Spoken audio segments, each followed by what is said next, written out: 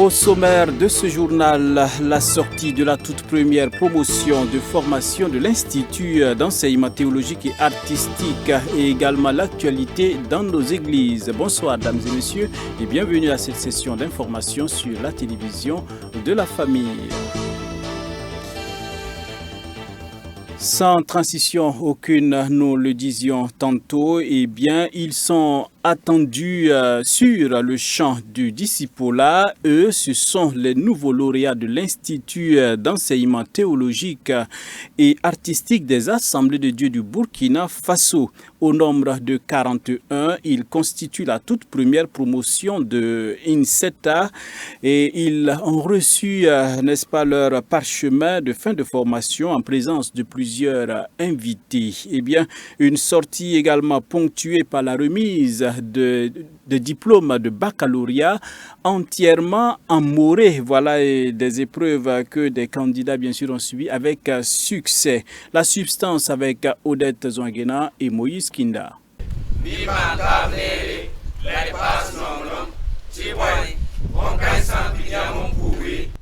De nouvelles compétences pour renforcer les rangs de serviteurs de Dieu de l'Église des Assemblées de Dieu du Burkina Faso. Ils sont 41 lauréats pour cette première cuvée de l'Institut d'enseignement théologique et artistique des Assemblées de Dieu du Burkina Faso, abrégé INSETA ADBFA, à recevoir leur parchemin de fin de formation. Ces impétrants composés de 6 diplômés et 35 licenciés ont reçu respectivement 3 années et 4 années de formation requises pour l'exercice de leur mission. Officiellement, c'est la première promotion. Nous plaçons cette promotion sous le thème de renforcement des compétences des pasteurs, mais surtout la mise en pratique des 3 R.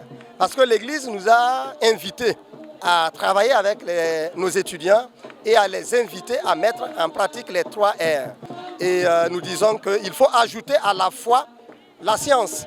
Et à la science s'ajoutera les autres choses. Malgré les épreuves de toutes sortes qui ont émaillé leur parcours, les lauréats ont confié être à la hauteur de la tâche qui les attend.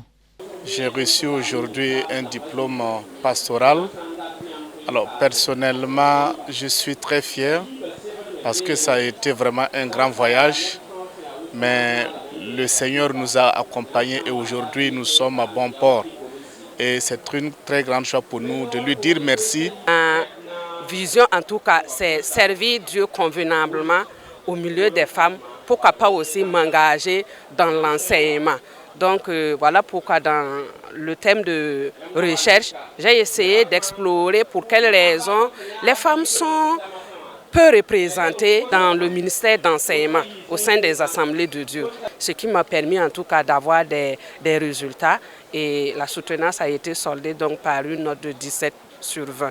Ces 4 ouvrages théologiques en langue morée, remis symboliquement au président du Conseil général des Assemblées de Dieu du Burkina Faso, sont le fruit du travail des impétrants. Impressionné par toutes ces prouesses, le docteur Étienne Zongo a encouragé ces derniers à persévérer dans ce élan. Je suis venu les encourager à suivre le mot d'ordre que Dieu a donné à son Église au Burkina Faso. Nous ne cessons de dire ça parce que nous avons foi que le Saint-Esprit nous a inspirés de suivre cette voie-là pour le succès. Tout faire pour amener tout le monde à la parole de Dieu. Tout faire pour que les cœurs soient dégagés et que le Saint-Esprit puisse avoir la première place. Tout faire pour rayonner, c'est-à-dire prêcher l'Évangile partout. Basé à Zignaré, l'Institut d'enseignement théologique et artistique des Assemblées de Dieu du Burkina Faso ambitionne insuffler une dynamique nouvelle pour le rayonnement de l'Évangile. Nous avons une grande richesse. Et quoi qu'on dise, même si on s'exprime en français, quand on est silencieux, on réfléchit dans sa langue maternelle. Et s'il faut réfléchir, traduire en français avant de s'exprimer, on gagnerait à mieux nous exprimer directement dans notre langue. Donc j'invite et je lance un appel à tous ceux qui sont intéressés à venir. Il y a des étudiants parmi nos étudiants qui pouvaient faire la formation en français, mais ils ont choisi de faire la formation en moré pour approfondir leurs connaissances. On ne réfléchit mieux que dans sa langue maternelle. Cette cérémonie de sortie de promotion a été également marquée par la remise d'attestations et de relevés de notes de 89 nouveaux bacheliers théologiques de l'année académique 2022-2023. On a eu à traiter des sujets comme l'homme est un loup pour l'homme. Qu'en pensez-vous? Donc, que ce soit en langue nationale ou en français, c'était les mêmes thèmes qu'on a traités. Et on a été suivi par l'office du bac. Donc, ça a été organisé de la même manière que le bac classique. Seulement, au niveau du bac théologique, il y a des disciplines théologiques. Créée en 2014 par l'Église des Assemblées de Dieu du Burkina Faso, INSETA met en évidence ses valeurs que sont la foi, la vertu, la tempérance, la science, la patience, la piété, l'amour fraternel et la charité, afin d'amener ses étudiants à vivre à la ressemblance de Christ, à être attentifs aux défis auxquels l'Église et la communauté font face et à être efficaces dans l'exercice de leur vocation ecclésiale et sociétale. Et pour être complet sur le sujet, eh bien, je reçois pour vous le directeur de l'Institut de formation théologique et artistique, le pasteur Samuel Korgo. Pasteur, bienvenue. Merci. Alors, nous sommes très heureux de vous recevoir sur ce plateau. Moi aussi. Pour revenir un peu sur la vie de cet institut que vous dirigez. Ok, merci. Alors, dites-nous, pasteur, à quand remonte la création de INSETA? Ok, merci, monsieur Nyamiogo. Je vous dis merci de m'avoir invité à votre émission. Je profite aussi témoigner ma gratitude au directeur de CVK pour toutes les possibilités que vous nous donnez de présenter ce que nous faisons comme travail à l'Institut d'enseignement théologique et artistique. Vous voulez savoir à quand remontent les activités, la création de l'Institut. En fait, la réflexion a commencé en 2014 et les travaux préparatoires aussi en 2014. Nous avons d'abord commencé en français, à enseigner la théologie en français. Et petit à petit, l'idée est venue d'introduire des modules en langue nationale Moré. Et petit à petit, chemin faisant, quand plusieurs personnes se sont intéressées, alors l'Église a voulu officiellement, l'Église nationale des Assemblées de Dieu a voulu officiellement reconnaître l'Institut en 2019. Donc la toute première promotion a commencé les cours en Moré en 2019 et nous sommes en 2023. Et après 4 années de formation, ils sont là et ils sont en train de sortir. Des diplômés, donc 40 personnes, on a dit tantôt. Alors, il y a plusieurs instituts au niveau des Assemblées de Dieu. Voilà. Alors, qu'est-ce qui fait la particularité de cet autre institut? Très bien, merci, M. Nyamiogo. INSETA est particulier à plusieurs titres. D'abord, notons que dans les Assemblées de Dieu, il y a 10 écoles de formation biblique et théologique. Les 8 font une formation pastorale de base et les 2 autres, dont INSETA, qui font une formation théologique de niveau supérieur. Maintenant, pourquoi faut-il une institution de formation en plus de ce qui existe déjà? La première particularité, c'est d'abord au niveau de la langue. La plupart des écoles de théologie dans notre pays forment en langue nationale, forment en langue française. Donc la théologie se fait en français. En français, et ce n'est pas le lieu de citer toutes ces écoles, mais ceux qui sont au courant le savent bien déjà. Et alors qu'on constate que dans notre milieu, plus de 75%, disons près de 80% des pasteurs et des serviteurs de Dieu ne s'expriment que dans les langues nationales. Et pour ces gens-là, il n'y a pas de formation de niveau supérieur. Donc l'Institut d'enseignement théologique et artistique est venu pour apporter une formation de niveau supérieur en théologie pour toutes ces personnes-là. En plus de cette particularité, il y a aussi le fait que les étudiants sont initiés à rédiger des ouvrages bibliques et théologiques. Je veux dire bibliques et théologiques, des ouvrages d'édification, des ouvrages de formation. Et là, c'est aussi une innovation. Entièrement en langue nationale. Entièrement en langue nationale. On aura peut-être l'occasion de précisément pour le moment, en tout cas, le moré. Pour le moment, c'est le moré. Voilà. Et puis, en plus de cela, il y a le bac théologique qui se fait en moré. Et il y a pas mal de choses qui sont faites en langue nationale moré. Donc, particularité, en tout cas, INSETA en a. Et je pense que cet institut a sa raison d'être et apporte une qualité de plus à ce qui existe déjà. Alors, vous parlez tantôt du bac théologique en moré. Alors, nous savons que vous avez une forte collaboration avec le ministère de l'Éducation nationale. Comment ça se passe? Très bien, merci beaucoup. Effectivement, pour faire le bac théologique en langue nationale moré, la collaboration avec le ministère de l'Éducation nationale est une nécessité. Parce que même si en théologie, nous avons les compétences qu'il faut pour former nos étudiants en langue nationale, nous n'avons pas toujours les compétences qu'il faut.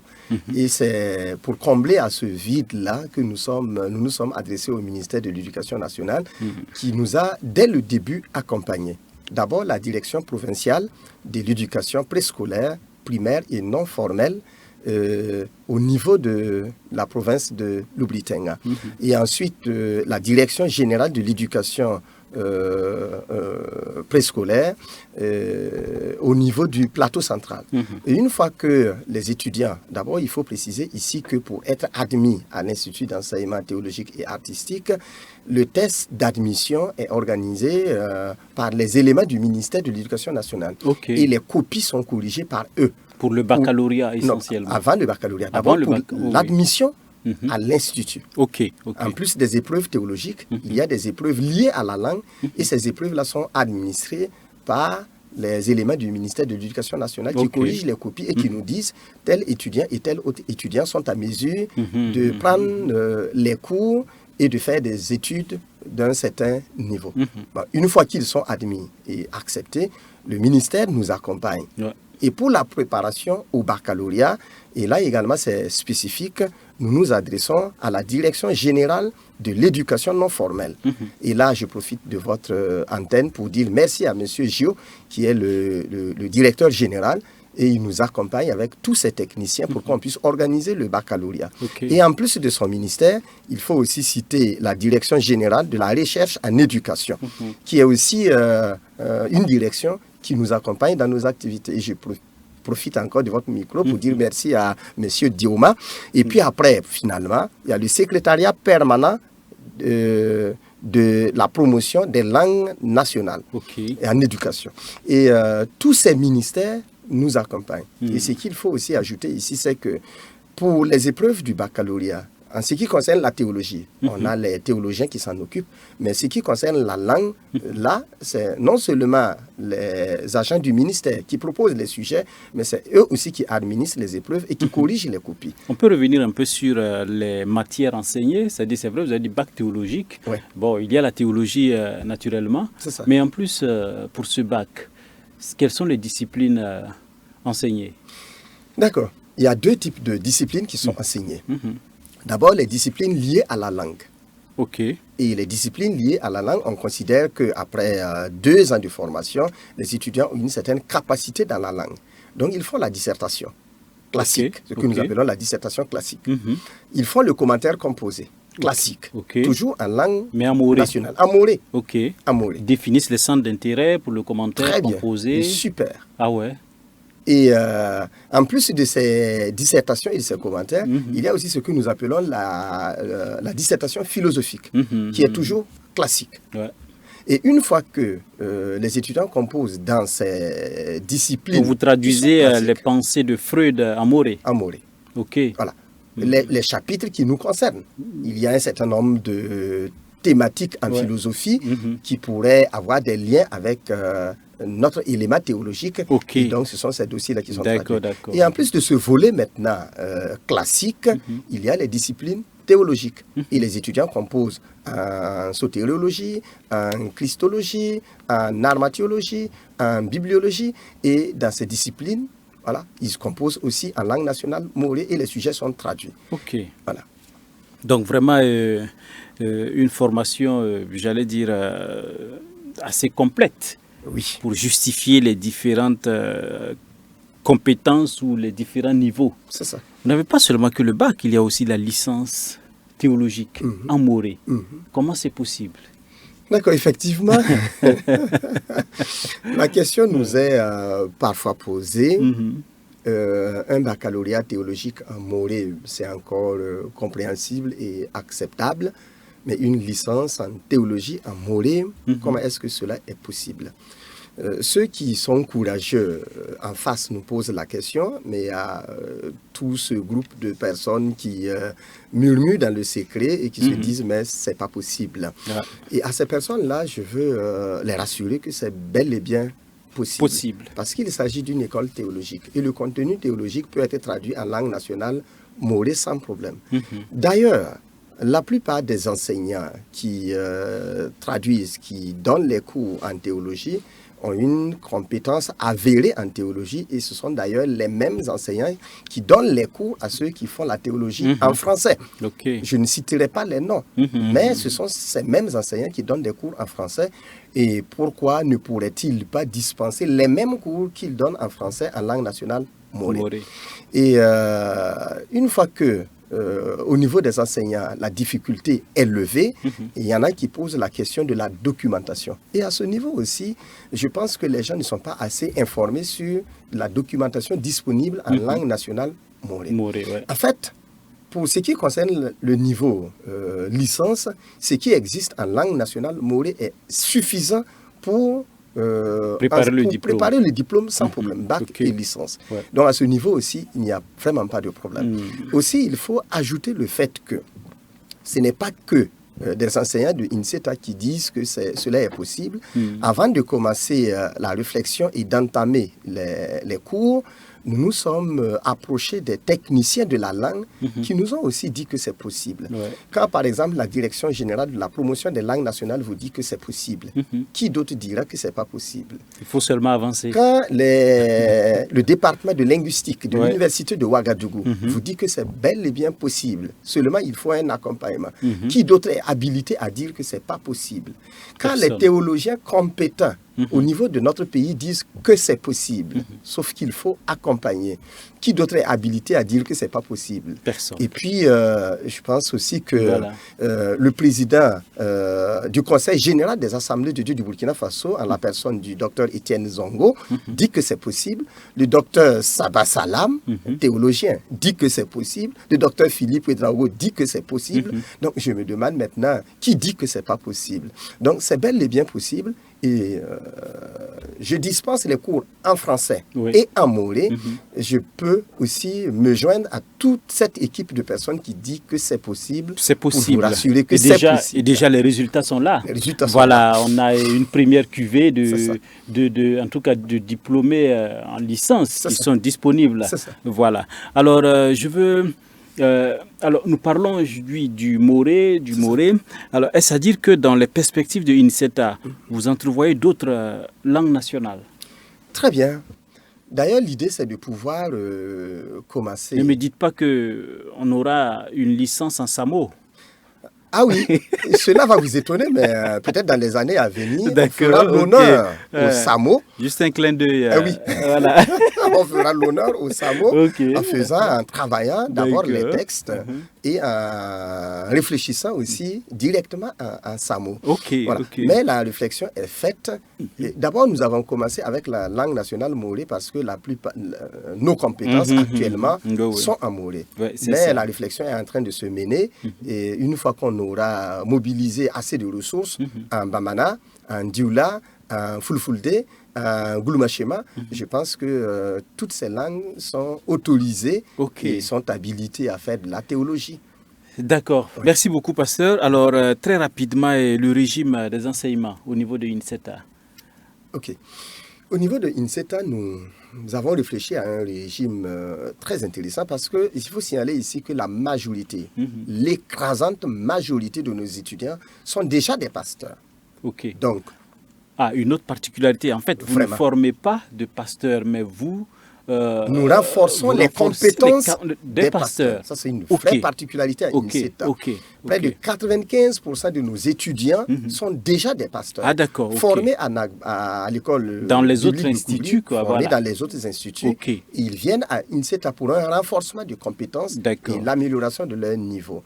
Et le régime, comme ils sont déjà des pasteurs et ils tiennent des églises, il ne serait pas intéressant de les déplacer vers l'école pour qu'ils y restent durant 2 mois, 3 mois ou une année. Donc les cours sont organisés de manière à ce qu'ils viennent rester à l'institut juste une semaine. Et en une semaine, de lundi à vendredi, ils ont 40 heures de cours à faire. Donc ce sont des sessions. Ce sont des sessions. Voilà, une session que vous organisez par mois. Voilà. D'accord. Alors, mais comment, enfin, on l'a dit tantôt, ce sont des pasteurs. Mais comment, enfin, un pasteur qui nous suit en ce moment souhaite venir? Pour un pasteur qui souhaite venir, s'il est des assemblées de Dieu, il suffit de contacter soit sa région ou sa sous-région qui lui donne l'accord, l'autorisation, et puis il passe à l'institut, il retire la fiche d'inscription et puis il s'inscrit. Une fois qu'il est inscrit, il faut faire le test pour pouvoir accéder maintenant à la formation. Et le test, c'est pour le 1er août et voilà. On reçoit tous ceux qui sont inscrits et ils font le test d'admission. Et s'il n'est pas des assemblées de Dieu? S'il n'est pas des assemblées de Dieu, il s'adresse à sa hiérarchie. Et s'il a l'autorisation de sa hiérarchie, il peut s'inscrire et faire le test comme tout le monde. Et à ce jour, nous avons des pasteurs qui sont de l'église Pentecôte, de l'église apostolique, du Centre international d'évangélisation et autres. Ok, vraiment, pasteur, merci beaucoup. Je rappelle que vous êtes le directeur de INSETA, l'Institut de formation théologique. Voilà, voilà, je me remets l'Institut d'enseignement théologique et artistique des Assemblées de Dieu. J'y arrive. Voilà, excusez-moi d'avoir écorché en tout cas la terminologie. Et très ravis, nous avons été en tout cas en votre compagnie et je voudrais tout simplement vous inviter à rester avec nous pour la suite du journal. Dimanche, jour de culte, une de nos équipes a commémoré, donc communier avec les fidèles de l'église de la zone 1, Assemblée de Dieu, lire sa prière et prier, n'est-ce pas, sa lecture selon Josué 1, verset 8, c'est l'intitulé de l'exhortation qui a été donnée au peuple de Dieu par le pasteur Philippe Yaméougo. C'est en présence de Delphine Banissi et Yannick Kaboré. Lire sa prière et prier sa lecture est l'intitulé du message livré au cours du culte dominical à l'église des Assemblées de Dieu de la zone 1. Josué, le chapitre 1 au verset 8, 2 Timothée, le chapitre 3, les versets 16 et 17 sont les passages sur lesquels le pasteur Philippe Yaméougo s'est basé pour indiquer que pour réussir dans tout ce que l'on entreprend, la parole de Dieu donne la recette du bonheur, celle de lire et de méditer la parole et de prier conformément à cette parole méditée, puisqu'elle donne aux chrétiens les sujets de prière convenables. Frères et sœurs, le verset 8 de Josué chapitre 1, que vous et moi nous venons de lire, les versets 16 et verset 17, de 2 Timothée chapitre 3, que nous venons de lire, donne aux chrétiens que tu es, et donne à l'église que nous sommes la recette du bonheur. Et que te rassure, que la lecture de la prière et la prière de la lecture, c'est la parole de Dieu. Toute l'écriture est inspirée de Dieu, utile pour enseigner, utile pour convaincre, utile pour corriger, pour instruire dans la justice, afin de faire de l'homme de Dieu un homme formé, un homme équipé. Pour toute bonne œuvre.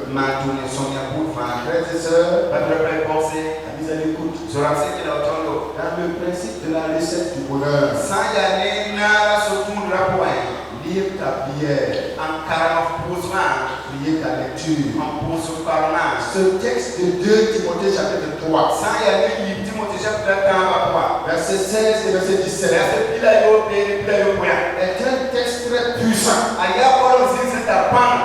texte très révélateur. Que vous et moi, par ignorance, nous prenons à la légère très fréquemment. Nous apprenons dans ce texte que pour être fait homme de Dieu, pour être fait homme de Dieu, il faut croire que la parole est de Dieu. Et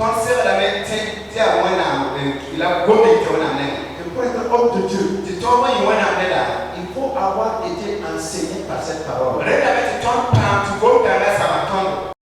Un message ayant eu un écho favorable auprès de l'auditoire du prédicateur. Un très beau message ce matin qui nous invite à lire la parole de Dieu. Première étape, lire la parole de Dieu et prier sur la parole. Parce que cela est important. Un bon chrétien qui n'arrive pas à méditer, à lire la parole de Dieu n'aura aucun succès dans sa vie.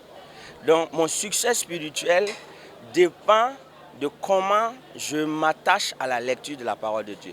C'est pourquoi, comme Josué, le pasteur nous a invités à lire et à méditer la parole de Dieu pour pouvoir réussir dans notre vie spirituelle et en même temps réussir dans notre vie professionnelle, dans notre vie familiale, dans tous les domaines de Outre le partage de la parole de Dieu, ce culte a été des moments de prière, de louange, d'adoration, d'étude de la leçon biblique, mais aussi de collecte de dons à l'occasion du mois de la solidarité décrété par l'Église locale.